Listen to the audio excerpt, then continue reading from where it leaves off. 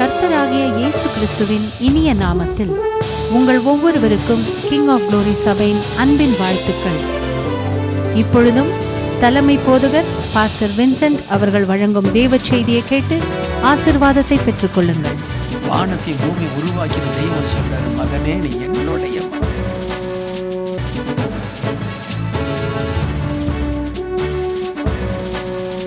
நல்ல ஆண்டவரே, எங்கள் மத்தியில் வாரும், உம்முடைய நாம மகிமைப்படட்டும். இயேசுவின் நாமத்தில் ஜெபிக்கிறேன் பிதாவே, ஆமேன். கர்த்தர் நல்லவர், உங்களை ஆண்டவர் ஆசீர்வதிப்பார். இந்த நாளிலே உங்களோடு நான் கொண்டு வருகிற தேவ செய்தியினுடைய தலைப்பு, தேவன் நம்மை தெரிந்து கொண்டார். ஆமேன். தேவன் என்ன செய்தார்? நம்மை தெரிந்து கொண்டார். ஸோ இந்த தெரிந்து கொள்ளுதல் எவ்வளவு முக்கியம், எவ்வளவு மேன்மை என்பதை நீங்கள் அறிந்து கொண்டால் ரொம்ப நல்லா இருக்கும். ஆனால் சிலதை நாம் அறிந்திருக்கிறோம். ஒரு இன்டர்வியூக்கு போகிறோம், அதில் போன உடனே ஒரு வாரம் கழித்து உங்களுக்கு யூ ஆர் செலக்டட் அப்படின்னு வந்தால் என்ன சந்தோஷம்? என்ன சந்தோஷமா இல்லையா? பயங்கர சந்தோஷம். வா, நான் செலக்ட் ஆகிட்டேன், இன்னிலிருந்து எனக்குன்னு ஒரு வேலை, இன்னிலிருந்து எனக்குன்னு ஒரு வேலை, எனக்குன்னு ஒரு பொசிஷன். இனிமேல் நான் தண்ட சோறு இல்லை. என்ன இல்லை? நான் தண்ட சோறு இல்லை, நான் சம்பாதிக்க போகிறேன். எனக்கு ஆண்டவர் வேலையை கொடுத்துட்டார். எத்தனையோ வருஷம் வேலை இல்லாமல் அலைஞ்சேன், படித்ததெல்லாம் வீணாக போச்சோன்னு சொல்லி யோசித்தேன். ஆனால் இன்னைக்கு ஆண்டவர் எனக்கு வேலையை கொடுத்துட்டாரு, எனக்கு ஒரு பொசிஷனை கொடுத்துட்டாரு. நீ செலக்டட், நீ தெரிந்து கொள்ளப்பட்டுட்ட. எத்தனையோ பேர் இன்டர்வியூக்கு போனாங்க, உன்னை ஆண்டவர் தெரிந்து கொண்டார். என்ன? ஸோ அதே போல தான் பரலோக தெய்வமும் நம்மை தெரிந்து கொள்கிறார். நீ என்னுடையவன் என்று தெரிந்து கொள்ளுகிறார், என்னுடைய ஊழியக்காரன் என்று தெரிந்து கொள்ளுகிறார், என்னுடைய மகன், என்னுடைய மகள் என்று தெரிந்து கொள்கிறார். Price the Lord. இந்த தெரிந்து கொள்ளுதலை ஒரு தேவ பிள்ளை நல்லா புரிஞ்சிட்டா அவங்க வாழ்க்கை ரொம்ப அற்புதமாக மாறிடும். Price the Lord. ஒரு பையன் பிச்சை எடுத்துகிட்டு இருக்கிறான். அவனுக்கு ஒரு 5 வயசு. பிச்சை எடுத்துகிட்டு இருக்கிறான். அந்த வழியாக ஒரு பெரிய ஒரு பணக்காரர் போனார். அவருக்கு குழந்தை இல்லை. ஸோ அப்போ அவர் என்ன செய்தார்? அந்த பையனை தான் மகனாக தத்து எடுத்துட்டார். அவனை மகனாக தத்து எடுத்ததுக்கப்புறம் அவர் சொல்கிறாரு, என்னை அப்பான்னு கூப்பிடு, எனக்கு இருக்கிற ஆசீர்வாதம்லாம் உனக்கு தான். இங்கே நிறைய வேலைக்காரர் இருக்காங்க, அவங்களெல்லாம் நீ என்ன கேட்டாலும் அவங்க உனக்கு என்ன செய்வாங்க? உனக்கு அதை செய்து தருவாங்க அப்படின்னு சொன்ன உடனே, ஒருவேளை அந்த பிள்ளைக்கு அந்த 5 வயசில் அது புரியாமல் இருக்கலாம். அது திரும்ப ஒரு வேளை விட்டால் என்ன செய்யும்? தட்டை எடுத்து அந்த வேலைக்காரர்கிட்ட, அம்மா வேலை தான் வீட்டில் இருக்கிற அந்த வேலைக்கார பெண்ணுக்கிட்டே போய் கேட்கும், அம்மா எனக்கு கொஞ்சம் சாப்பாடு போடுங்களேன். அதுக்கு புரியாமல் இருக்கலாம், ஏன்னா சின்ன குழந்தை. ஆனால் அதே அவன் வளர்ந்து வளர்ந்து அப்பாவை புரிந்து கொள்கிறான். அப்பா அவனை கூப்பிட்டு போகிறாரு. எந்த ரோட்டில் அவன் பிச்சை எடுத்தான், அதே ரோட்டில் அவனை போகும் பொழுது மற்றவங்களுக்கு அப்பா $50 கொடுத்து போடு, அந்த அந்த அந்த குழந்தைக்கு போய் பிச்சை போடுன்றாரு. அப்போ அவனுக்கு தெரியுது, நாம் இனி பிச்சைக்காரன் இல்லை, நம்ம என்ன செய்ய போகிறோம்? மற்றவர்களுக்கு உதவி செய்கிறவர்கள் என்று அந்த பிள்ளைக்கு தெரியுது. அந்த ஹோட்டலில் போன உடனே அந்த சர்வர் எப்போவாது வெளியில் கொண்டு வந்து போடுற சாதத்தை சாப்பிட்டு அந்த குழந்தை இன்னைக்கு அந்த சர்வர்கிட்ட ஆர்டர் பண்ணுது, எனக்கு இந்த ஆகாரத்தை கொண்டு வா. அப்போ அந்த குழந்தைக்கு தெரிஞ்சிடுச்சுது, நான் யார் இல்லை? பிச்சைக்காரன் இல்லை, நான் இப்பொழுது ஒரு பெரிய ஒரு பணக்காரன், ஒரு பெரிய ஒரு ஆசீர்வாதமானவன். இன்றைக்கு அந்த நிலைமை அந்த பிள்ளைக்கு தெரிந்து ஒரு நாள் வருது. அந்த அப்பா சொல்கிறாரு, தம்பி எனக்கு வயசாகிடுச்சது, இந்த சொத்து எல்லாத்தையும் உன் பேரில் எழுதி வச்சுட்டேன், இந்த கம்பெனி, இந்த சொத்து எல்லாமே உன் பேரில், இனிமேல் நீ என்ன வேணுமோ நீ தான் செய்யணும், ஞானமாக நடந்துக்கோன்னு சொல்லி என்ன செய்கிறாரு? அவன் கையில் கொடுக்குறாரு. அப்போ அந்த பையனுக்கு தெரியும், நான் யார்? அவர் பெரிய தொழிலதிபர். அதே போல தான் ஆண்டவர் நம்மை தெரிந்து கொள்கிறார். ஆனால் நிறைய நேரம் நாம் என்ன செய்கிறோம்? அவர் தெரிந்து கொண்ட அந்த திட்டத்தை, அவர் எதற்காக தெரிந்து கொண்டார், அவர் என்ன நோக்கத்தில் நம்மை தெரிந்து கொண்டார் என்பதை நம்ம அறியாததினால நிறைய நேரம் இன்னும் ஒரு ஞானம் இல்லாமல் அந்த பிச்சைக்காரனை போலவே பிச்சை எடுக்க போகிற ஒரு நிலைமையில் நாம் இருக்கலாம். இன்றைக்கு தயவு செய்து இந்த பிரசங்கம் உங்கள் இருதயத்தை, உங்கள் கண்களையும், உங்களுடைய மைண்டையும் ஒரு நல்ல ஒரு நிலைமைக்கு கொண்டு வந்துட்டா எங்கேயோ நம்ம போயிடுவோம். பிரைஸ் தி லார்ட், ஹல்லேலூயா. எங்கேயோ போயிடுவோம். 2 தெசலோனிக்கேயர் 2வது அதிகாரம் 13வது வசனம். கர்த்தருக்கு பிரியமான சகோதரரே, நீங்கள் ஆவியினாலே பரிசுத்தமாக்கப்படுகிறதினாலும் சத்தியத்தை விசுவாசிக்கிறதினாலும் ரட்சிப்பு அடையும்படிக்கு ஆதி முதல் தேவன் உங்களை தெரிந்து கொண்டபடியினாலே நாங்கள் உங்களை குறித்து எப்பொழுதும் தேவனை ஸ்தோத்தரிக்க கடனாளியாயிருக்கிறோம். இப்போ இந்த சபையில் இருக்கிற தன்னுடைய தெசலோனிக்கே சபைக்கு பவுல் எழுதுகிறாரு, ஆதி முதலாகவே தேவன் உங்களை தெரிந்து கொண்டார். நீங்கள் ரட்சிக்கப்படும்படியாய், பரிசுத்தமாக்கும்படியாய், நீங்கள் சத்தியத்தை விசுவாசித்து ரட்சிக்கப்படும்படியாய் தேவன் உங்களை எப்போ தெரிந்து கொண்டாரா? ஆதியிலே தெரிந்து கொண்டார். நாம் நினைக்கிறோம் இப்போ தான் நாம் ஆண்டவரை தெரிந்து கொண்டோன்னு சொல்லி. ஆண்டவர் சொல்கிறாரு, நீ எந்த இடத்துல நீ பிறப்ப, எப்பொழுது நீ தொடப்படுவ, எல்லாமே தெரியும். நீங்கள் ஒன்றை புரிந்து கொள்ளுங்க, நீங்கள் தற்செயலாய் தேவாலயத்தில் இல்லை, நீங்கள் ஆதி முதலாய் தெரிந்து கொள்ளப்பட்டவர்கள். ஆமேன். நீங்கள் ஒரு காலம் ஆண்டவருக்கு விரோதமாய் ஓடிட்டு இருந்திருப்பீங்க பாருங்க. அப்போவே ஆண்டவர் இவன் ஏன் மகன், அவனுக்கு தெரியல நான் அவனை நேசிக்கிறது, இவன் என்னுடைய மகன், இவன் எங்கேயோ போயிட்டு இருக்கிறான், ஒரு தவறான பாதையில் போயிட்டு இருக்கிறான், ஒரு தவறான காரியத்தை செய்துட்டு இருக்கிறான். ஆனால் ஒரு நேரம் வரப்போகிறது, இவன் என்னுடைய ஊழியத்தை செய்வான், எனக்காக அவன் நிற்பான், என்னுடைய நாமத்தை மகிமைப்படுத்துவான். ஆண்டவர் ஆதி முதலாகவே நம்மை தெரிந்து கொண்டாராம். அல்லேலூயா. எவ்வளோ அருமையான தேவன் இல்லை? அதனால தான் ஆண்டவர் நம்மளை தண்டிக்கலை. நம்ம செய்த பாவங்கள் அக்கிரமங்களை தண்டிக்கலை. ஆண்டவர் சொல்றாரு, அவன் என் மகன், ஒரு நாளில் என்கிட்ட வருவான், என்னுடைய பாதத்தில் விழுந்து சுவாமி என்னை மன்னின்னு சொல்லுவான். ஆகவே அவன் என்னுடையவன்.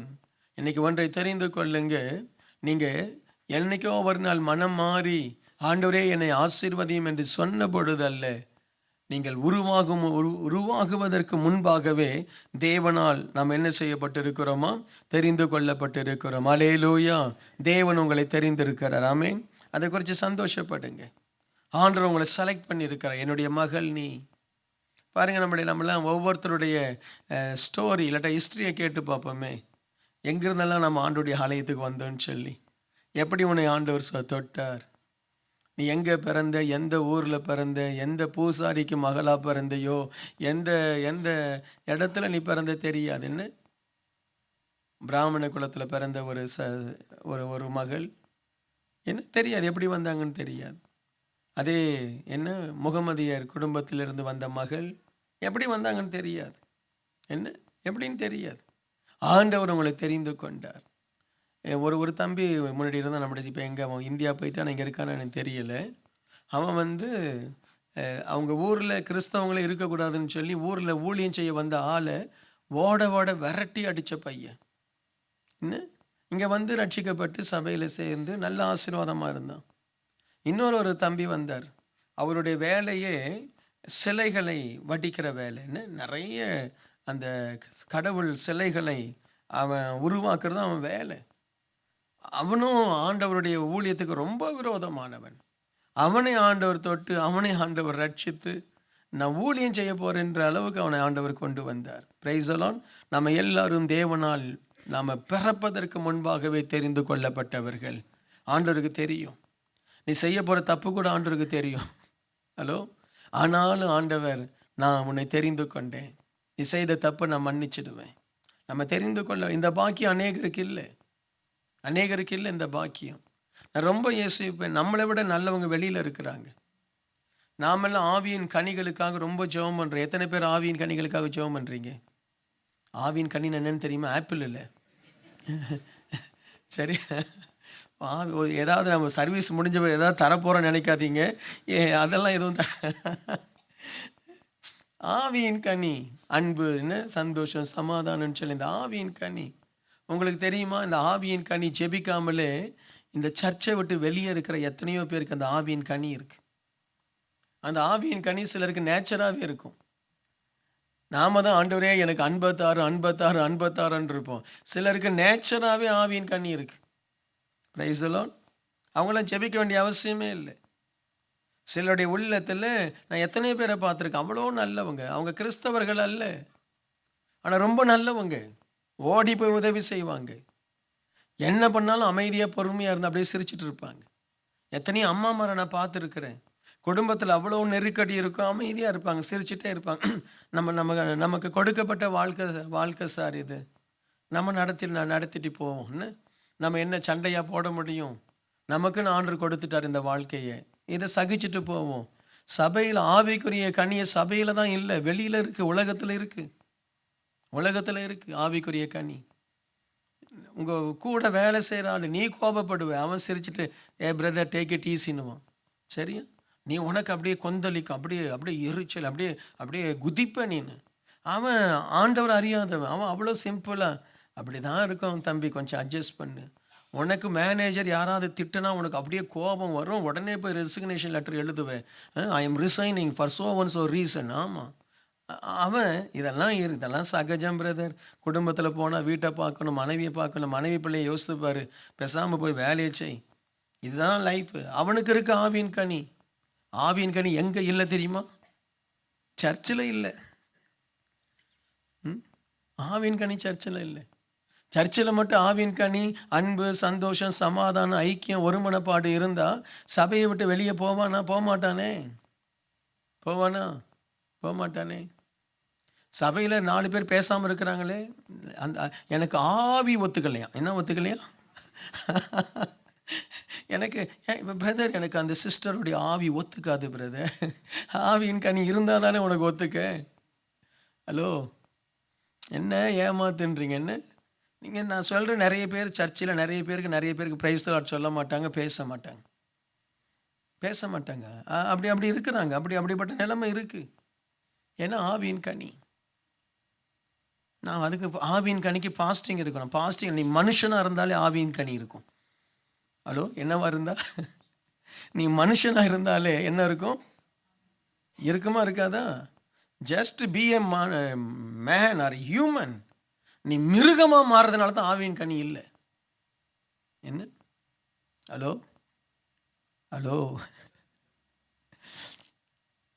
என்ன இதுதான் ஏன் ட்ரூத். அவர் சொல்கிறார், அவர் ரட்சிக்கப்படலை, வீட்டுக்கார் ரட்சிக்கப்படலை. ஏன் நீ ரட்சிக்கப்படலை?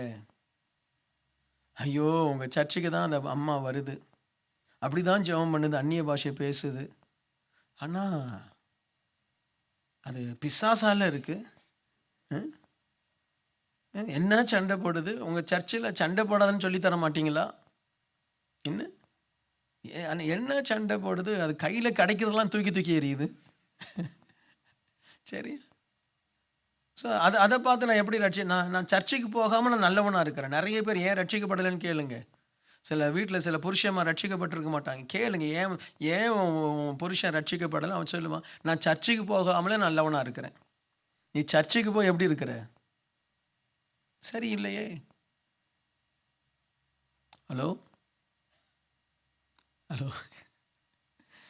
Price the Lord. ஸோ ஆவியின் கனி நம்ம கேட்குறோம். சிலருக்கு அது இயற்கையாகவே இருக்குது, அவ்வளோ இயற்கையாகவே இருக்குது. நீங்கள் பாருங்கள், நீங்கள் ஹோட்டலில் போய் சாப்பிடுவீங்கல்ல, அந்த ஹோட்டலில் ஒருத்தன் இருப்பான், என்ன கேட்டாலும் பதில் சொல்ல மாட்டான், ஒரு வாட்டுன்ட்டு இருப்பான். அதே இன்னொருத்தன் இருப்பான், சார் என்ன சார் வேணும் உங்களுக்கு? சார் இந்த சிக்கன் சாப்பிடுங்க சார், நல்லா இருக்கும் சார். அவனுக்கு ஆவியின் கனி இருக்குது. அந்த வாட்டுன்னு மூஞ்ச காட்டுறான் பார், அவன் கிறிஸ்தவனாக இருப்பான். அவன் யாராக இருப்பான்? அவன் கிறிஸ்தவனாக இருப்பான். கேட்டால் கிங் ஆஃப் க்ளோரின்னுவான்.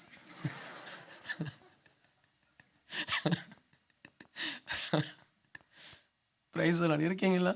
உண்மையாக சொல்கிறேன். நீங்கள் போய் பாருங்கள், வேலை இடத்துல போய் பாருங்கள். சரியா? நல்லா ஓடி வேலை செய்கிறவன், அந்த நர்ஸுங்க, நல்ல கலகலன்னு ஆஃபீஸில் ஹாஸ்பிட்டலில் வேலை செய்கிற ஆள், அது வேற ஆளாக இருக்கும். நம்ம கிங் ஆஃப் க்ளோரி பாருங்கள், அப்படியே அந்நிய பாஷை பேசன்னு சொல்லி முறைச்சிட்டு கிருன்னு சொல்லி போயிட்டு எதையாவது பண்ணிகிட்ருக்கோம். நமக்கு தெரிந்து கொள்ளப்பட்ட தேவ பிள்ளையே, ஆவியின் கனியில் மூவ் பண்ணுங்க. Price the Lord. நான் இன்னும் சொல்ல போனால், நம்ம சர்ச்சுக்கெல்லாம் அபிஷேகமே வேண்டாம் ஐயா, ஆவியின் கனி இருந்தால் போதும், நிறைய பேர் வருவாங்க. அல்லேலூயா. ஆவியின் கனி இருந்தால் போதும். நீங்கள் எல்லாம் பக்கத்தில் இருக்கிற ஆள் அப்படி சிரித்து சந்தோஷமாக அரவணைச்சி, ஹலோ பிரதர் நல்லா இருக்கிறீங்களான்னு சொல்லி ஒரு தம்பி மேலே கையை போட்டு, அவன் சர்ச்சில் இருப்பான். நீ அவனை பார்த்துட்டு அந்நிய பாஷையில் நீ பண்ணுறது அவனுக்கு திட்டுறியா என்னன்னு கூட அவனுக்கு தெரியல. அவன் பக்கத்திலே வர மாட்டேன்றான். ஏன்னா உன் முகமே அப்படி தானே இருக்கு, இந்த நம்பியார் முகம் மாதிரில இருக்கு. என்ன அந்த ரவுடி, அந்த காலத்தில் ரவுடி, இந்த காலத்தில் ரவுடிங்க தான் ஹீரோ மாதிரி இருக்கிறாங்க. அந்த காலத்தில் ரவுடி மாதிரி இருப்பாங்க, ஹீரோக்கள் எல்லாம் அழகாக இருப்பாங்க. இப்போல்லாம் வித்தியாசமாக போச்சு இது. என்ன இப்போ உலக பிரகாரமான காரியத்தில்.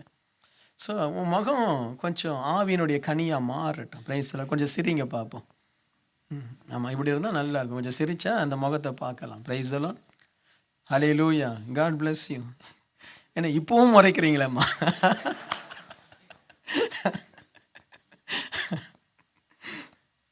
சரி, நம்ம யாரா இருக்கிறோமோ? தெரிந்து கொள்ளப்பட்டவர்கள். உபாகமம் 7வது அதிகாரம் 6வது வசனம்.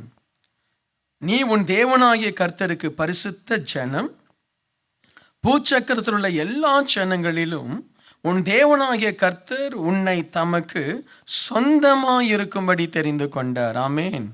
ஆண்டவர் உன்னை முன்குறித்தார், உன்னை தெரிந்து கொண்டார். இப்போ என்னவாய் தெரிந்து கொள்றாரா? சொந்தமாக இருக்கும்படி தெரிந்து கொள்றார். ஆமேன். நம்ம எல்லாம் யாருக்கு சொந்தக்காரர்? இயேசுவுக்கு சொந்தம். சொல்லுங்க, நம்ம யாருக்கு சொந்தம்? இயேசுவுக்கு சொந்தம். சொந்தம் ரொம்ப முக்கியம், ரொம்ப முக்கியம். சில நேரத்தில் நம்ம நல்ல உயர்ந்த நிலைமையில் இருக்கும்போது நமக்கு எங்கெங்க இருந்தாலும் சொந்தக்காரங்க வந்துடுவாங்க. என்ன, நாங்கள் உனக்கு சொந்தம் தெரியுமா பிரதர்? அப்படியா? எப்படி?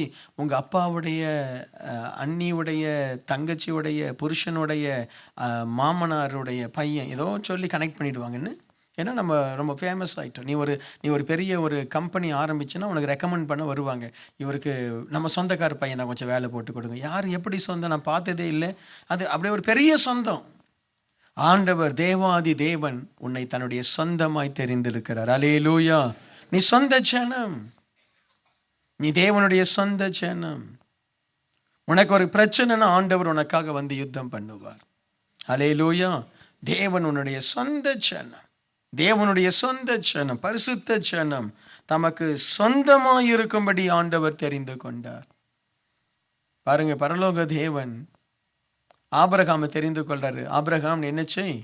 நான் சொல்ற தேசத்துக்கு போ, உன்னை பெரிய ஜாதி ஆக்குவேன். அது முதல் தெரிந்து கொள்ளுதல், பெரிய ஜாதி.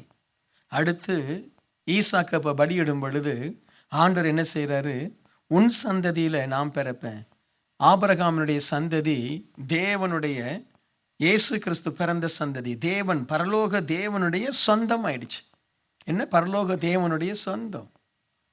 இயேசு கிறிஸ்து ஆபிரகாமினுடைய சந்ததியில் பிறந்ததின் மூலமாய் பரலோகமும் இஸ்ரவேல் தேசமும் இணைஞ்சிருக்கு. அதனால தான் இஸ்ரவேல் தேசத்தை எதுவும் பண்ண முடியாது.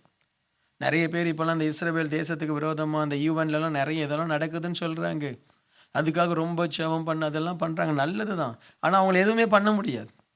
அவங்க தேவனுடைய தேசம், தேவனுடைய ஜனம் அவங்க. ஆமேன். அந்தி கிறிஸ்து வரும்பொழுது தான் அவங்களுக்கு பிரச்சனை வரும். 7 வருஷம்தான். அது வரைக்கும் அவங்கள யாரும் ஆட்டவும் முடியாது, அசைக்க முடியாது. பைபிள் அப்படி இருக்குது. ஆமேன். என்ன யார் எத்தனை பேர் வந்தாலும் அந்த தேசத்தை அசைக்க முடியாது, ஒன்றும் பண்ண முடியாது. கொஞ்சம் பிரச்சனை வரும், அவ்வளவுதான். ஏன்னா அந்த தேசம் தேவனோடு, தேவனுடைய இரத்தத்தின் இரத்தமாக இருக்கிற ஒரு தேசம். ஹல்லேலூயா. அதே போல தான் நீ தேவனுடைய சொந்த ஜனமாக நீ இருந்தீன்னா உன்னை யாராலும் ஒன்றும் பண்ண முடியாது. ஆண்டவர் சொன்னது தான் உனக்கு நடக்கும். ஆண்டவர் சொல்கிற காரியம் தான் உன்னுடைய வாழ்க்கையில் நடக்கும். பிசாசு என்ன பிரச்சனை வேணாலும் கொண்டு வரலாம். அந்த பிரச்சனையை இயேசுவின் நாமத்தினாலே நீ ஜெயம் எடுப்ப. ஹல்லேலூயா. நீ யாரு? அவருடைய சொந்த ஜனம். சொல்லுங்க, நம்ம யாரு? சொந்த ஜனம். உன்னை கைவிட்டுட மாட்டார். இது என் ஜனம். என்ன? என் ஜனம். நம்ம சர்ச்சில் இந்த நாகர்கோயில் இருக்கு பாருங்க, நாகர்கோயில் திருநெல்வேலி. நீங்கள் மட்டும் நீங்கள் சர்ச், நீங்கள் யாராவது வந்திருக்கீங்களே, யாராவது நாகர்கோயிலாக இருந்தீங்கன்னு வைங்க, உங்களுக்கு பயங்கர வரவேற்பு. அடுத்த நிமிஷமே உங்களை அப்படியே முக்கிற மாதிரி. என்ன, அது பக்கம் திருநெல்வேலி ஒரு பக்கம் இருக்குது. அதே நீங்கள் அந்த ஏரியாவில் நாசரேத்துன்னா அது ஒரு பக்கம். ஹலோ, சரியா? நீ நாகர்கோயில், கன்னியாகுமரி, என்ன அது அப்படி தான். ஏன்னா அவங்க ஜனமா, சொந்தம். என்ன, அக்கா அக்கா அக்கா, அண்ணே அண்ணே அண்ணேன்னு வந்து சேர்ந்துருவாங்க. இயேசுவுக்கே நீ சொந்த ஜனமாக இருந்தா பரலோகமே உன் கூட இருக்கும். ஹல்லேலூயா. ஹல்லேலூயா. இருக்கீங்களாமா? இயேசுக்கு சொந்த ஜனமாக இருங்க. இயேசுக்கு சொந்த ஜனமாக இருங்க. இன்றைக்கு ஆண்டவர் உங்களை சொந்த ஜனம் என்று அழைக்கிறார். என்னுடைய ஜனம். ஆண்டவர் பரலோகத்திலிருந்து பார்க்கிறாரு. இந்த சபையை பார்த்து சொல்ல, இது என் ஜனங்கள் ஆராதிக்கிற சபை. Price the Lord. நம்ம சபைக்கும் ஒரு பேர் உண்டு. என்ன? இது இந்தியர்கள் சபை. நம்ம எல்லாருக்கும் நம்ம ஊழியம் செய்கிறோம்.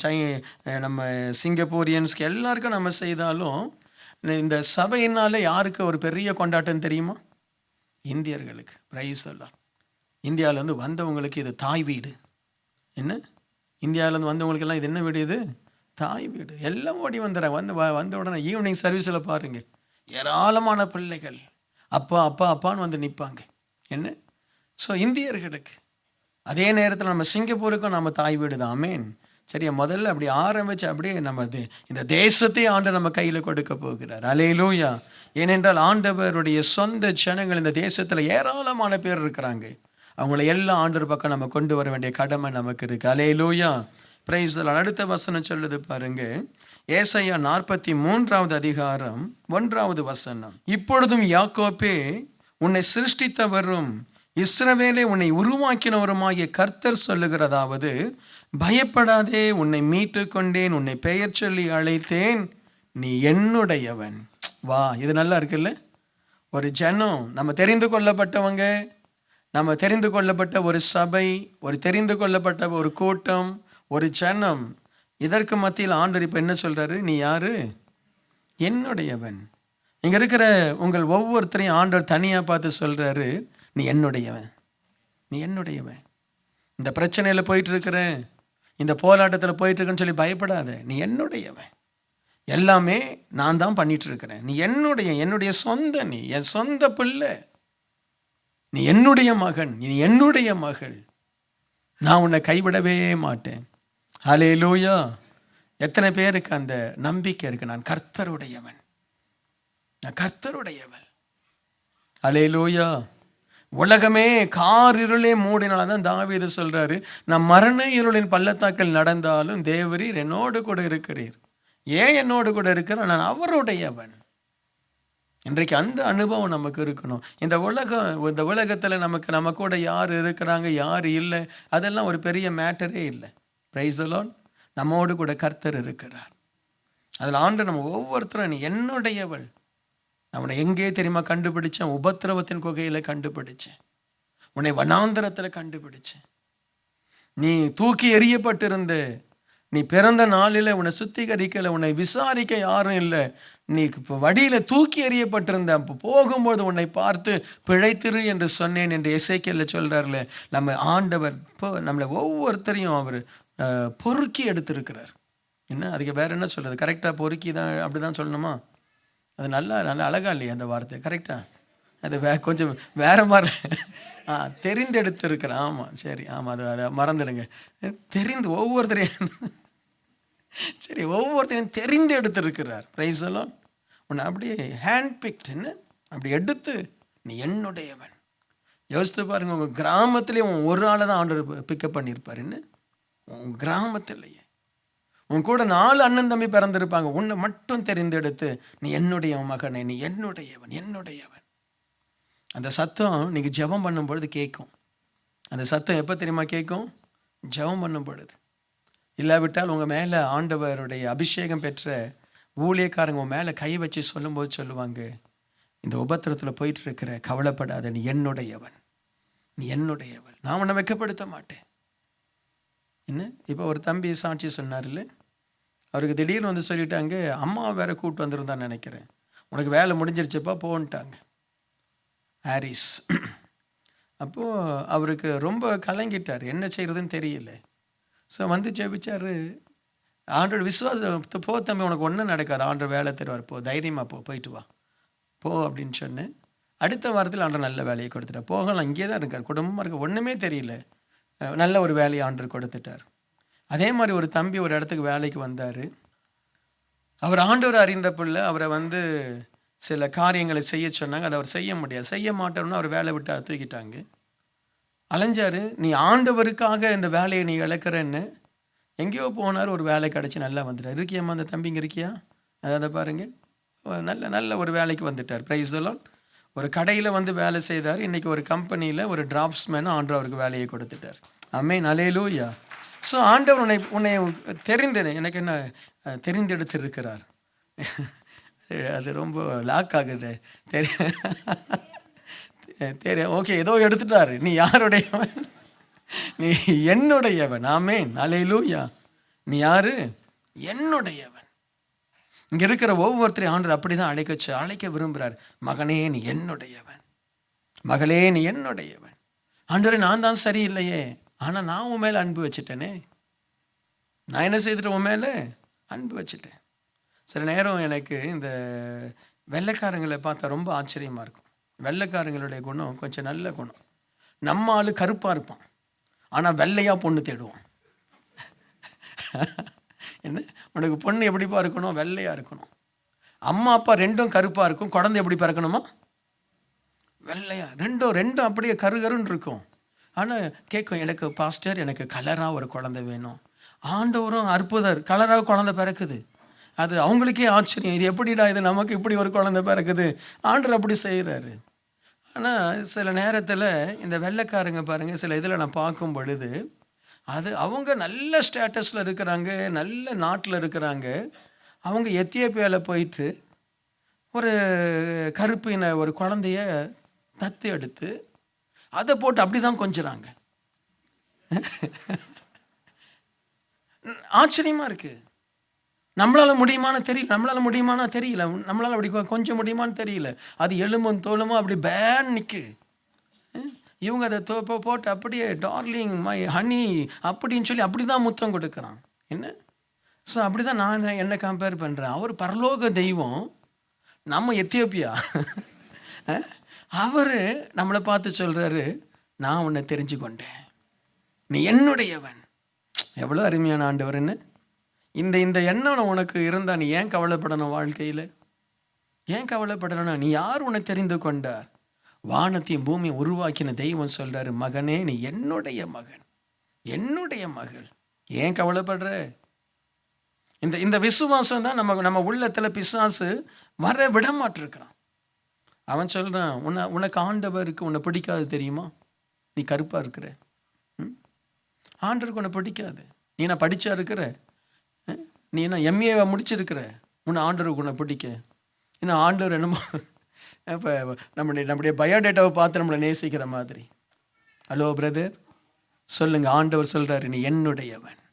இந்த வசனத்தை மறந்துடாதீங்க. யாக்கோபே உன்னை சிருஷ்டித்தவர், இஸ்ரவேலே உன்னை உருவாக்கினவர். கர்த்தர் சொல்லுகிறார், பயப்படாதே, மீட்டு கொண்டேன், உன்னை பெயர் சொல்லி அழைத்தேன், நீ என்னுடையவன். ஆமேன்னு சொல்லுங்களேன். நம்ம யாருடையவர்கள்? இயேசுவினுடையவர்கள். நீ யாரையோ நினச்ச, நான் இவங்களுடையவன் நினச்சேன், அவங்க சொல்லியிருப்பாங்க, வெளியே போடான்னு இருப்பாங்க. என்னையோட வெளியே போ. நம்ம ரொம்ப ஃப்ரெண்டாச்சே. அது நேற்று என்னைக்கு ப்ளீஸ் உன் வேலையை பார்த்துக்கு போக. என்ன கை ஷேக் பண்ணிவிட்டு நல்ல ஃப்ரெண்ட்ஷிப்போடு நம்ம பிரிஞ்சிடுவோம். இது ஒரு ரொம்ப டிப்ளமேட்டிக். ரொம்ப கையை ஷேக் பண்ணி ஹலோ சொல்லிவிட்டு ஃப்ரெண்ட்ஷிப்போடு பிரிஞ்சு போவோம். இனிமேல் நீ யாரோ நான் யாரோ. ஓகே. ஆனால் ஆண்டவர் அப்படி இல்லை. நீ பாவியாக இருந்தாலும், சபிக்கப்பட்டவனாக இருந்தாலும், தள்ளப்பட்டவனாக இருந்தாலும், நீ ஆண்டவருடைய சமூகத்தில் நான் ஒன்றுமே இல்லையே, நான் தவறி போனவன், தப்பானவன் சொல்லி நீ கண்ணீர் விட்டு அழுதுட்டு இருப்ப. உன் பக்கத்தில் நான் ஆண்டவர் சொல்லுவார், நீ என்னுடையவன், நான் உன்னை தெரிந்து கொண்டேன். What a wonderful God we ஹேவ்னு. இந்த வார்த்தையை இந்த உலகத்து மனுஷனால் சொல்ல முடியாது பிரதர். ஒரு நேரம் ஒரு அப்பா கூட சொல்லுவார், இனிமேல் நீ உன் காரியத்தை பார்த்துக்கோ, என்னால் முடிஞ்ச அளவுக்கு உனக்கு ஹெல்ப் பண்ணிட்டேன், இனிமேல் என்னால் உனக்கு ஹெல்ப் பண்ண முடியாது, நீ பார்த்துக்கோ. சாரிடா, முடியாது. ஒருவேளை ஹஸ்பண்ட் சொல்லலாம், ஒருவேளை மனைவி சொல்லலாம், என்னால் இனிமேல் முடியாது.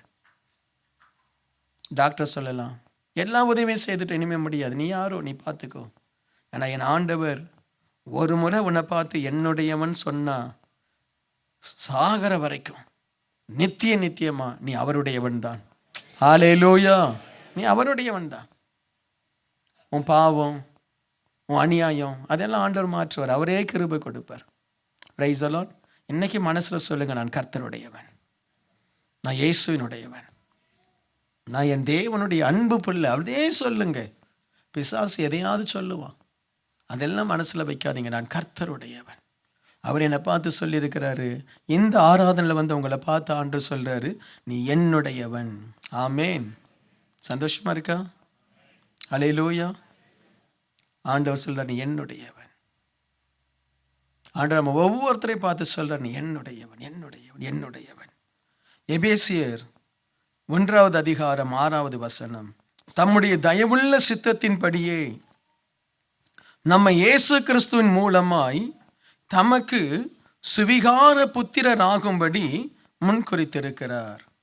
நம்ம யாராய் மாறும்படி என்னுடையவன் சொன்னவர் அதோட நிறுத்தல, அவருடைய சுவிகார புத்திரனாய் ஆண்டவர் நம்மை மாற்றுகிறார். அல்லேலூயா. அதே எபேசியர் 1:12 வாசிக்கும் பொழுது, தமது சித்தத்தின் ஆலோசனைக்கு தக்கதாக எல்லாவற்றையும் நடப்பிக்கிற அவருடைய தீர்மானத்தின்படியே நாங்கள் முன்குறிக்கப்பட்டு கிறிஸ்துவுக்குள் அவருடைய சுதந்திரம் ஆகும்படி தெரிந்து கொள்ளப்பட்டோம். நம் ஆண்டவருடைய பிள்ளை, நம் ஆண்டவருடைய சுதந்திரம். ஆமேன் சொல்லுங்களேன். நீ ஆண்டவருடைய பிள்ளை.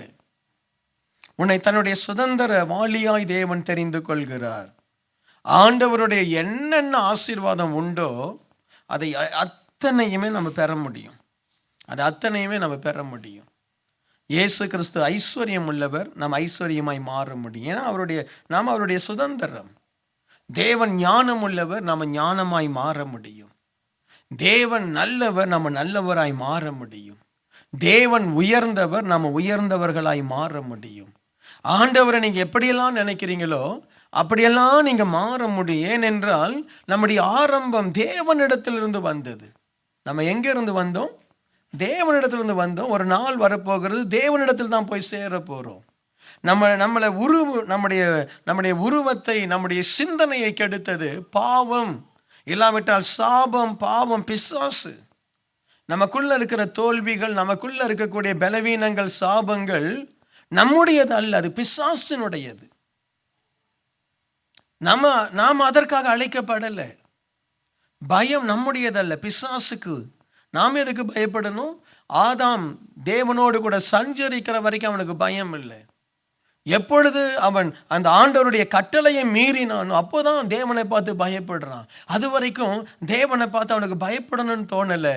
அவரோடு கூட அன்பாய் பேசதான் அவனுக்கு தோன்றியது. அவரோடு கூட உறவாட தான் அவன் ஆசைப்பட்டான்.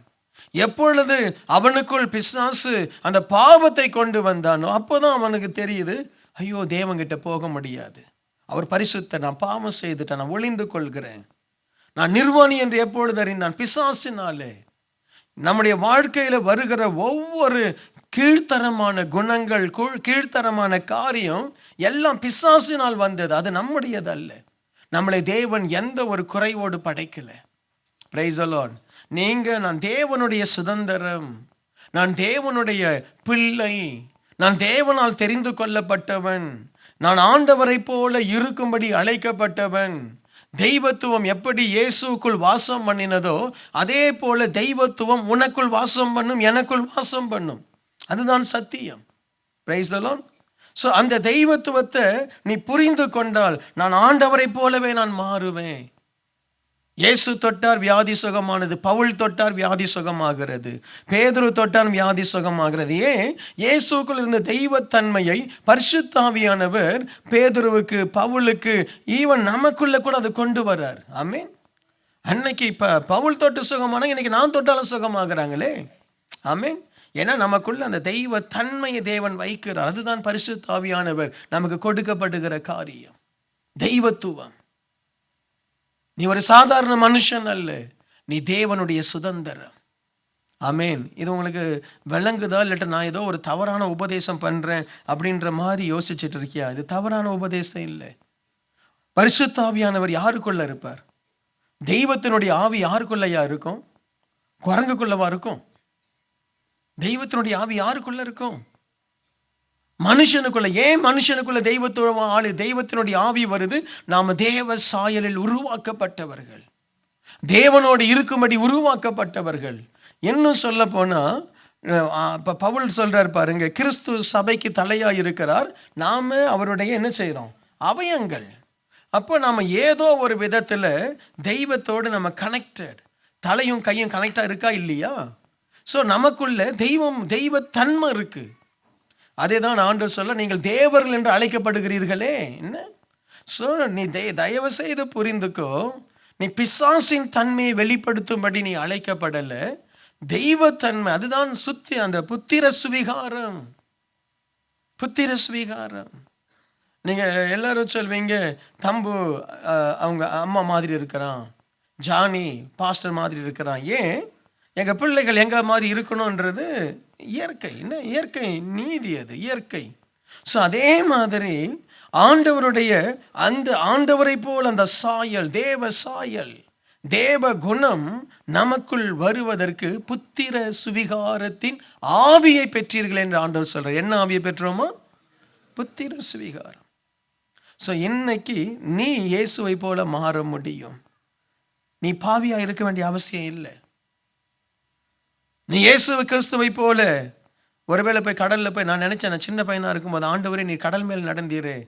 நான் கல்பாக்கம் என்ற இடத்துல இருந்தேன். அங்கே அப்போ படிச்சுட்டு அங்கே தான் இருந்தேன் பாருங்கள். அப்பா அங்கே வேலை செய்தார் இந்த ரியாக்டரில். கல்பாக்கம் ரியாக்டர் தெரியும் தானே, சென்னை பக்கத்தில் இருக்குது. அங்கேருந்து நேராக அது அப்படியே நீங்கள் அந்த அந்த அட்லாஸ் படம்லாம் பார்த்தீங்கன்னா, என்ன ஒரு அதில் பார்த்தீங்கன்னா சென்னையிலேருந்து அப்படி ஒரு ஒரு லைன் எடுத்தீங்கன்னா நேராக ஆஸ்திரேலியாவில் போய் கனெக்ட் ஆகிடுவீங்க.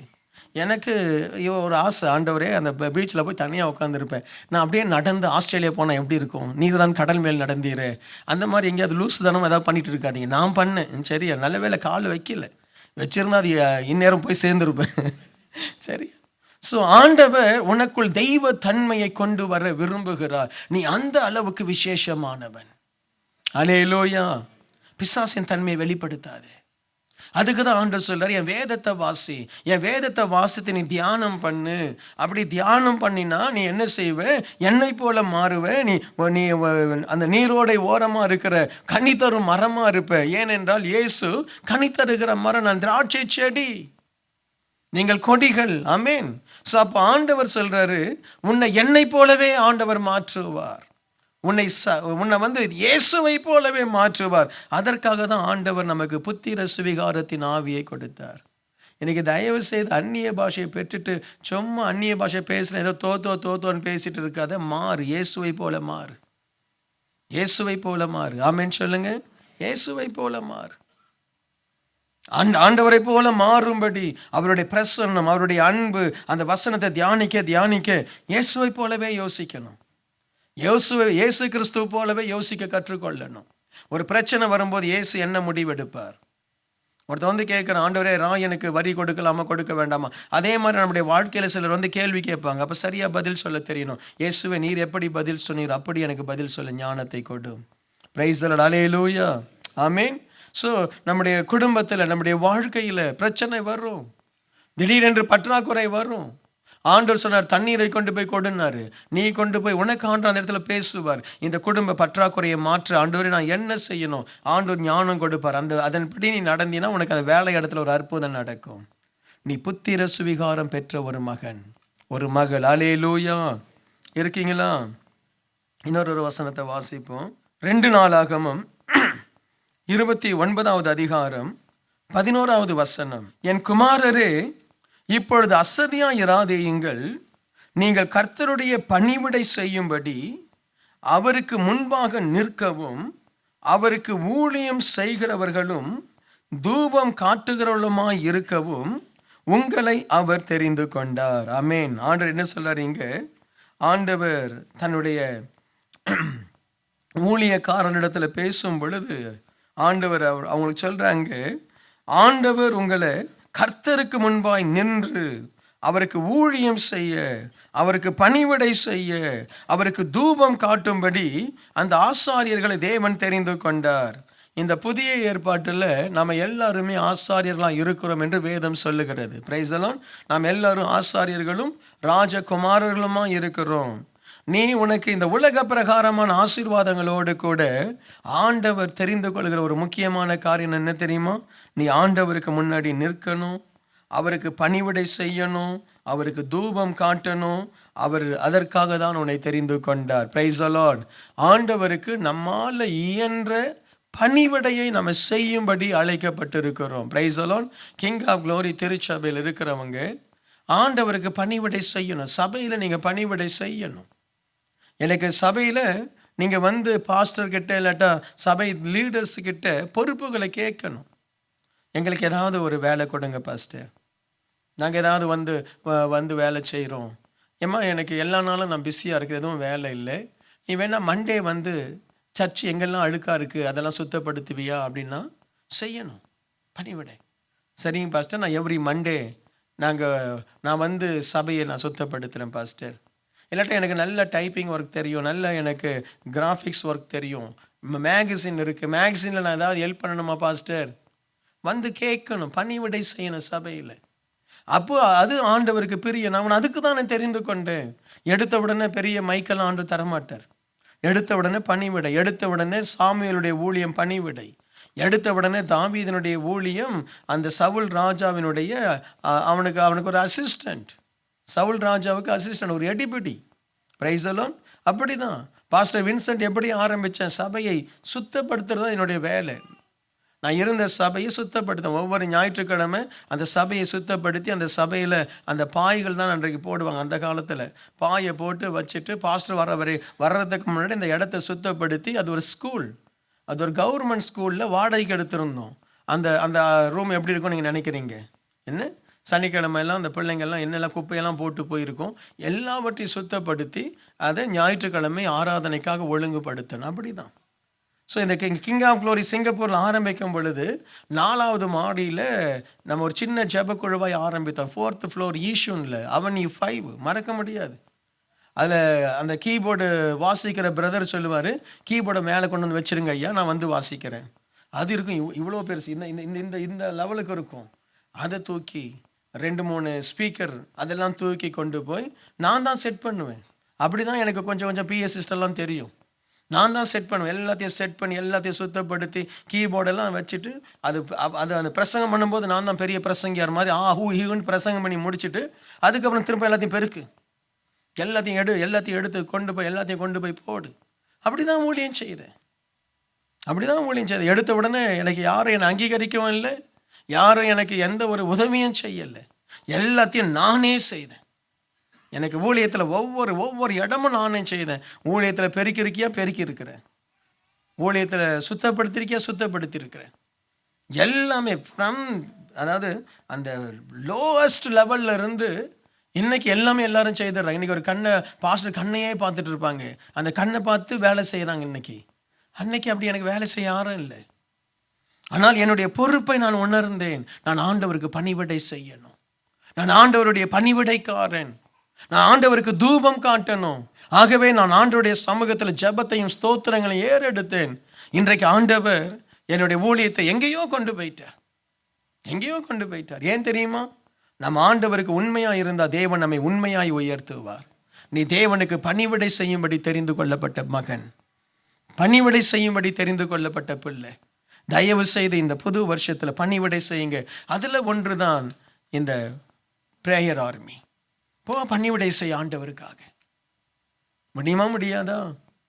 என்ன பணிவிடை செய், ஊழியத்தில் பணிவிடை செய்யுங்க. நம்ம சர்ச்சில் நிறைய தம்பிமாருங்க பணிவிடை செய்வாங்க. நம்ம எல்லாம் போயிடுவோம், இந்த சேரை எல்லாம் சுத்தப்படுத்தி, டாய்லெட் அது எல்லாம் சுத்தப்படுத்தி பணிவிடை செய்கிறாங்க. படித்த பசங்க மேலே வேலை செய்கிறாங்க, எப்பெல்லாம் கூப்பிடுறோம் அப்பெல்லாம் வந்து வேலை செய்கிறாங்க. பணிவிடை செய்யணும் ஐயா. எனக்கு உலகத்திலேயே பெரிய ஆசீர்வாதம் தெய்வத்துக்கு பணிவிடை செய்கிறது. நீங்கள் பாருங்கள், யாருக்கெல்லாம் நீங்கள் பணிவிடை செய்கிறீங்களோ அவங்க உங்களை ஆசீர்வதிப்பாங்க.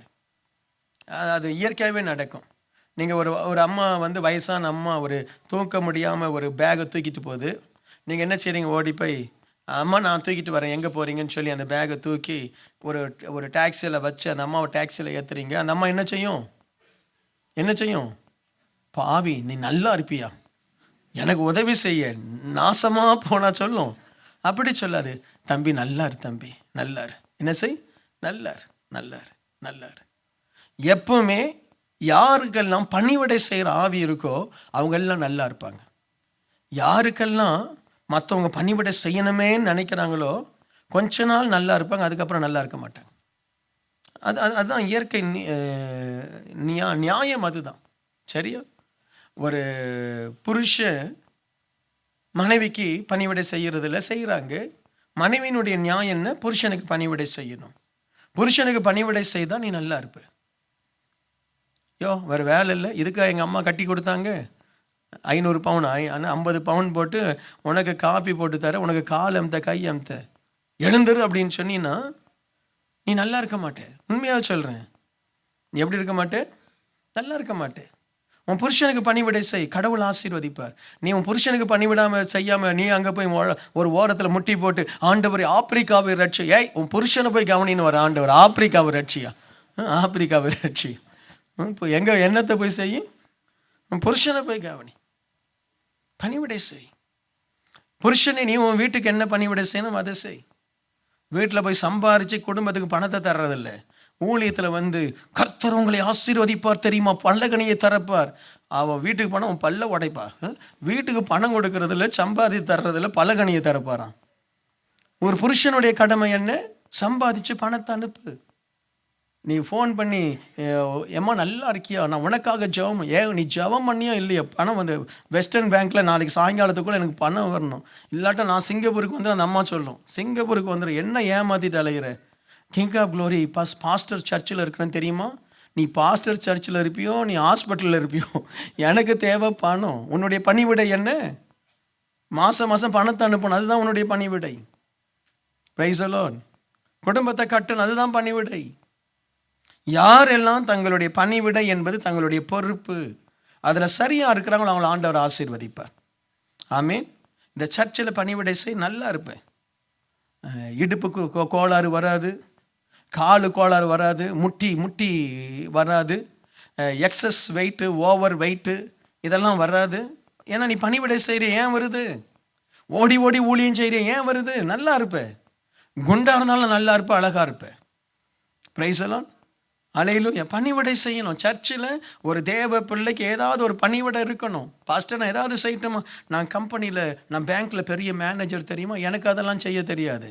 நாளைக்கு போய் லெட்டர் தருவான். நிஜமாக சொல்கிறேன், ஆண்டவருடைய ஆலயத்தில் ஊழியம் செய். ஊழியமே இல்லையா, ஏதாவது ஒரு பணிவிடை செய். ஏதாயிலும் செய்யணும். ஏதாவது ஒரு ஜெபத்தில், அதுக்கு தான் நான் உங்களுக்கு சொல்லித்தரேன். ஒரு ஜெபத்தில் கலந்து ஆண்டவருக்கு தூபம் காட்டு. ஆண்டவர் அதற்காக தான் நம்மளை அழைத்தார். இந்த வருஷம் பணிவிடைக்காரராய் மாறி நீ பணிவிடை செய்யும்படி தெரிந்து கொள்ளப்பட்டு 4 ட்ராக்ஸை கொண்டு போய் கொடு. போகும்போது அப்படி 4 ட்ராக்ஸை கொடு. ஆண்டவரே உமக்கு பணிவிடை செய்கிறேன். அதன் மூலமாக ஒரு பெரிய பவுல் ரட்சிக்கப்பட்டுடுவான். பாலியாங்கிச்ச உலகத்தை கலக்கின மனுஷன், அந்த மனுஷனை ஆண்டவர்களை நடத்தினது 9 வயசு பொண்ணு தானே. என்ன பாலியாங்கிச்சவை ஆண்டவர்களை நடத்தினது யாரு? 9 வயசு பிள்ளை. அவன் யாருன்னே தெரியாது. உலகத்தில் இருக்க அத்தனை கிறிஸ்தவனுக்கும் பவுல் தெரியுதோ இல்லையோ பாலியாங்கிச்சோ தெரியும். அந்த அளவுக்கு ஃபேமஸ் பாலியாங்கிச்சோ. யார் நடத்தினா? பென்னிஹின். உலகத்தில் எல்லாருக்கும் தெரியும். அந்த பென்னிஹினை யார் நடத்தினா? யாரோ கூட இருந்த பொண்ணு, வா எங்க கூட வா ஜெபத்துக்கு வான்னு சொல்லி ஒரு கிளாஸ் ரூமுக்கு கூப்பிட்டு போச்சு. அவ்வளோதான். அந்த இடத்துல போன உடனே ஒரு தெய்வ தரிசனத்தை பெற்றார். கிளாஸ்மேட். Price the Lord. பணிவிடை செய்யுங்க. தேவனுக்கு பணிவிடை செய்யுங்க. நம்ம தெரிந்து கொள்ளப்பட்டதே தேவனுக்கு பணிவிடை செய்ய. இந்த வருஷம் பணிவிடை செய்கிற வருஷமா மாறட்டும். ஆமேன். ஹல்லேலூயா, ஹல்லேலூயா. எப்பவுமே ஆண்டவருடைய காரியத்தில் குறையவே கூடாது. ஆண்டவருடைய காரியத்தில் அதிகரிக்கணும். போன வருஷம் செய்ததை விட இந்த வருஷம் என்ன செய்யணும்? அதிகரிக்கணும், பெருகணும். வர வர என்ன செய்யணும்? தேவ ஊழியத்தில், தேவ காரியத்தில் பெருகணும். நீ குறையிற அப்படின்னாலே ஏதோ ஒரு சாபத்தில் நீ சிக்கிட்டேன்னு அர்த்தம். முன்னாடி மாதிரி நான் இல்லை பாஸ்டர், முன்னாடி மாதிரி நான் சபையில் இல்லை, முன்னாடி மாதிரி இல்லை, எனக்கு பிடிக்கலை, எனக்கு முன்னாடி மாதிரி என்னால் சபையில் ஊழியத்துக்கு வர முடியலை, எனக்கு மனசு இல்லை. ஐயோ, அது ஒரு சைன். உனக்கு என்னமோ நடக்க போகுது. மனம் திரும்பிடு. Praise the lord, praise the lord, praise the lord. சரி, ஏதோ சம்திங். அதான் சைன். ஏதோ சம்திங். நான் முன்னாடியெல்லாம் என்னுடைய வாலிப வயதில் ஆண்டவருக்காக பற்றி எறிவேன். இப்போ அப்படி இல்லை. ஐயோ, மனம் திரும்பிடு. இந்த வருஷம் மனம் திரும்பிடு. இந்த வருஷம் என்ன செய்? மனம் திரும்பிடு. இந்த வருஷம் நம்ம பணிவிடை செய்கிற ஒரு வருஷமாக மாறட்டும். தேவன் உன்னை தெரிந்து கொண்டார், உணவு என்னுடையவன் என்று அழைக்கிறார் ஆண்டவர். ஆமேன். அதை புரிந்து கொள்ளுங்க. கர்த்தர் பெரிய காரியம் செய்வார். அப்படியே எழுந்து நின்று ஜெபம் பண்ணுவோமா? ஹல்லேலூயா. தேவன் நம்மை தெரிந்து கொண்டார். யாக்கோபே நீ என்னுடையவன், யாக்கோபே நீ என்னுடையவன். நம்ம பார்த்து ஆண்டவர் சொல்ற அந்த சத்தம் கேட்கட்டும். நீ ஆண்டவருடையவள், மகளே நீ ஆண்டவருடையவள். ஏதோ ஒரு வல்லமை, ஏதோ ஒரு பிசாசு, ஏதோ ஒரு கிரியை உன்னை ஆண்டவரை விட்டு தூர கொண்டு போயிருந்தா, இன்னைக்கு ஆண்டவரை பார்த்து சொல்லுங்க, நான் உங்ககிட்ட வந்துடுறேன் ஆண்டவரே. அல்லேலூயா. ஆகவே கர்த்தர் இன்றைக்கு இருக்கிறதை பார்க்கலாம் 1000 மடங்கு அவர் ஆசீர்வதிப்பார். அவருடைய ஞானம் வெளிப்படும், அவருடைய வல்லமை வெளிப்படும், அவருடைய கிருபை வெளிப்படும், அவருடைய அபிஷேகம் வெளிப்படும். அல்லேலூயா. எனக்குள் இருக்கிறவர் பெரியவர், எனக்குள் இருக்கிறவர் பெரியவர், உனக்குள் இருக்கிறவர் பெரியவர். உன் பலவீனத்திலிருந்து, உன்னுடைய சாபத்திலிருந்து அவர் உன்னை வெளியே எடுக்க போகிறார். இந்த நம்பிக்கை மட்டும் உனக்குள் வந்து விடட்டும் சகோதரனே. கர்த்தர் உனக்குள் வாசம் பண்ண போகிறார். நீ கர்த்தருடைய புத்திர சுவிகாரம் பெற்ற மகன், மகள். கர்த்தரே உன்னை தன் மகளாய் எடுத்துக்கொண்டார், தன் மகனாய் எடுத்துக்கொண்டார். ஏன் பயப்படுற? இனி பிசாசு உன்னை தொட முடியாது, சாபம் உன்னை தொட முடியாது. கர்த்தருடைய மகனாய் மகளாய் இருக்கிற நீ ஆண்டவருக்கு பணிவிடை செய், ஆண்டவருக்கு தூபம் காட்டுகிற அந்த பரிசுத்த ஊழியத்தை செய், ஆண்டவருக்கு ஆசாரியனாயிரு, ஆண்டவருக்கு நல்ல ஒரு ஜெப தூபத்தை ஏறெடு. ஹல்லேலூயா. எப்பொழுதும் ஸ்தோத்திரங்களை ஏறெடு, எப்பொழுதும் துதிகளை ஏறெடு, எப்பொழுதும் பாடல்களை பாடி தேவனுக்கு தூபத்தை ஏறெடு. எல்லாரும் அப்படியே கரங்களை உயர்த்தி ஒரு 2 நிமிஷம் ஆண்டவரை ஸ்தோத்திரம் பண்ணுவோமா, ஆண்டவரை மகிமைப்படுத்துவோமா. அவருக்கு தூபம் காட்டும்படி நீ அழைக்கப்பட்டிருக்கிறாய். அன்றைக்கு ஆரோனை எப்படி தெரிந்து கொண்டாரோ அதே போல உன்னையும் என்னையும் தேவன் தெரிந்து கொண்டார். கர்த்தர் பரிசுத்தர், பரிசுத்தர், பரிசுத்தர், பரிசுத்தர் என்று ஆண்டவர் அப்படி ஆராதியுங்கள. கொஞ்சம் வாய்களை திறந்து ஆண்டவரை ஆராதியுங்க. இன்றைக்கு பிசாசு தெரிந்து கொள்ளட்டும், அவனுக்குரியவன் நீ அல்ல, நீ பிசாசுக்குரியவன் அல்ல, நீ இந்த உலகத்துக்குரியவன் அல்ல, நீ சாபத்துக்குரியவன் அல்ல, நீ கர்த்தருக்குரியவள், நீ கர்த்தருக்கு உரியவள். வாய்களை திறந்து தேவனை அந்நிய பாஷையில பேசுங்க. எல்லாரும் தேவனை ஸ்தோத்திரம் பண்ணுங்க. இந்த வருஷம் நீங்கள் ஆண்டவருக்கு பணிவிடை செய்யணும். இந்த வருஷம் ஆண்டவருக்கு ஊழியம் செய்யணும். இந்த வருஷம் ஆண்டவருக்கு தூபத்தை அதிகரிக்கணும். அல்லேலூயா. ஸோ ஆண்டவர் அப்படி ஜெபம் பண்ணுங்க. ஆண்டவர் உங்களை பெரிய காரியங்களை செய்யும்படி அழைப்பார். அல்லேலூயா. எல்லாரும் கரங்களை ஆண்டவருக்கு நேராக உயர்த்தி ஸ்தோத்திரம் பண்ணுவோம். நீ கர்த்தருடையவன். ஆண்டவரே, இந்த ஆராதனைக்கு வந்த ஒவ்வொரு மீதும் நீர் கிருபையாய் இருப்பதற்காய் நன்றி. ஒவ்வொருவரை நான் ஆசீர்வதிக்கிறேன். தேவ கரம் இவர்கள் மேல் அமருவதற்காய் நன்றி. ஆண்டவரே, நீர் இவர்களை தெரிந்து கொண்டீர், முன்குறித்தீர், ஆசீர்வதித்தீர், உமக்காக ஆண்டவரை பிரித்தெடுத்தீர். இப்பொழுது தேவ கிருபை, தேவ பிரசன்னம் இந்த பிள்ளைகள் மேல் இறங்கும்படி நான் ஜெபிக்கிறேன். ஒவ்வொருவரையும் ஆசீர்வதிப்பீராக. ஒவ்வொருடைய வாழ்க்கை இன்றைக்கு ஆண்டவரே உமக்கு தூபமாய் மாறுவதாக. இந்த வருஷம் முழுவதும் ஆண்டவரே உமக்கு பணிவிடைக்காரனாய், பணிவிடைக்காரியாய் இவர்கள் மாறும்படி ஜெபிக்கிறேன். ஒவ்வொருடைய வாழ்க்கை ஆசீர்வாதமாய் மாறுவதாக. இவர்களை வாளாக்காமல் தலையாக்கும், இவர்களை கீழாக்காமல் மேலாக்கும். இவருடைய கையின் பிரயாசத்தை ஆசீர்வதியும். இவருடைய குடும்பங்கள் ஆசீர்வதிக்கப்படட்டும். போக்கையிலும் வரைகளும் வருகையிலும் பாதுகாத்து கொள்ளும் ஆண்டவரே. ஒவ்வொருவரை ஆசீர்வதிக்கிறேன். எங்கள் பிள்ளைகளுடைய படிப்பை ஆசீர்வதிக்கிறேன். எங்கள் பிள்ளைகள் நன்றாய் படித்து நல்ல நிலைமைக்கு வரட்டும் ஆண்டவரே. ஒவ்வொருவரை ஆசீர்வதிக்கிறேன். தேவ கிருபைக்கு ஒப்பு கொடுக்கிறேன். இயேசுவின் நாமத்தில் ஜெபிக்கிறேன் பிதாவே.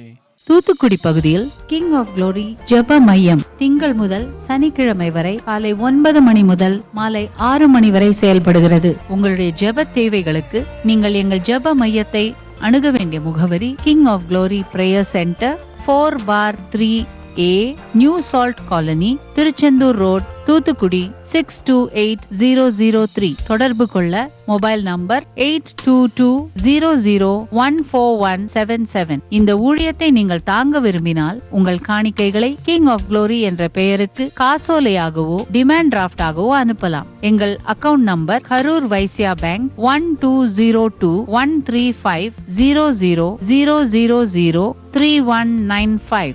IFSC code KVBL 0001-202. தயவு செய்து உங்கள் தசம பாகங்களை எங்களுக்கு அனுப்ப வேண்டாம், அது உங்கள் சபைக்குரியது.